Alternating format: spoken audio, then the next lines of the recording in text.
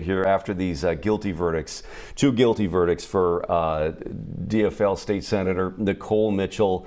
Statements from both sides of the aisle here. The Minnesota Senate Republican leader Mark Johnson saying that we expect her immediate resignation, and if unwilling to resign, she must be expelled as soon as possible. And then the Senate DFL leader Aaron Murphy saying that she has told colleagues that she intended to resign if found guilty of this crime, and I expect her to follow through on that pledge.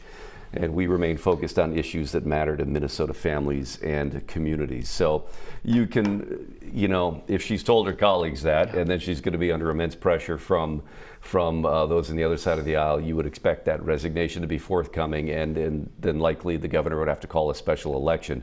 So to that, Fox 9's Corin Hoggard joining us now, and boy, a lot of stuff to take in here in a short amount of time. But I mean, you've covered the kind of the drama of this, as it were, at the Capitol over the last couple of sessions.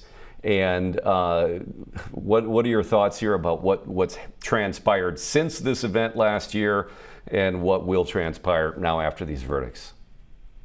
I was just trying to look up and see when the Senate Ethics Committee is scheduled to meet again. But if I remember correctly, they had decided to just wait until the trial was over and then schedule a meeting. But, if she does not resign, that'll be the place where she goes to potentially get, thrown out of the Senate. So, I mean, she has said in the past, to the public or privately, she said that, if she was found guilty, she would leave. So that is the expectation among the DFLers. I think that was kind of their take all along, was that she deserves her due process, but it would probably be easier on us if she would just resign, and if she actually is convicted of this, she needs to go. The Republicans all along were like, she needs to go. So at this point, it seems like she doesn't have, she was kind of isolated before. Now she would have absolutely no allies, and I think that she is destined to be gone. And what we don't, the reaction to her constituents, from her constituents, because, I mean, now she's been found guilty of a court of law, but I was just thinking the body camera footage of her being arrested and those, even if a jury had found her not guilty, was that sort of survivable as a public official, as an elected official? In the court of public opinion. I know it's hard because they're out of session right now, Corin. So I know it's hard to tap into some of the immediate reaction. You're not in and around the lawmakers each and every day. But the guilty verdicts. Do you know much about her team? Like, would a statement come from her people? Would it be through the DFL party? Like, where would we expect to hear from Nicole Mitchell today? Ever since her arrest, her statements have exclusively come from her attorneys. And so, the DFL doesn't speak from her. They essentially cut her off. So I think that, that's where you'd likely hear from. So I have reached out to them just in the last couple of minutes, but I expect that they're busy at the moment. Yeah, that they will stay away from that. Yeah, and then the terms of, if she resigns, which again she's expected to fully resign, then what is the timeline or the process for a special election to fill her seat prior to the next session beginning next year? Yeah, I think, Rob, you more or less laid it out. The governor, once she resigns, if that happens, the governor would set the dates. There would be, primary within, I believe, about 45 days, and then, an election. We just had this with Melissa Hortman. And he doesn't have to do this immediately. He does want to get it done, obviously, in time to fill that seat before the next session, or if there is a special session, which it doesn't sound like there will be, but maybe there will be. But also you have to give time for candidates to file and to campaign, too.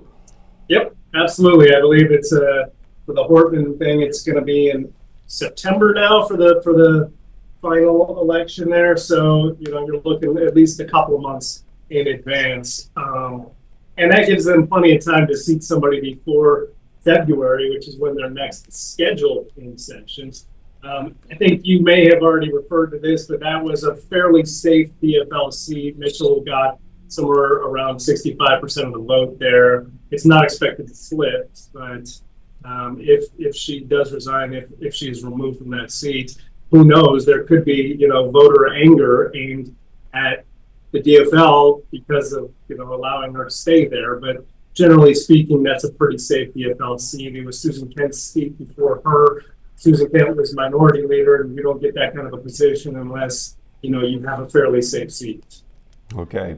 I know much of the controversy around this as it occurred was because of the one seat majority for the Democrats, that if she resigned immediately, then that would force a tie while in session versus being out of session, and that was a completely different dynamic than what we see now in the middle of summer. Well, also there was, time between her arrest.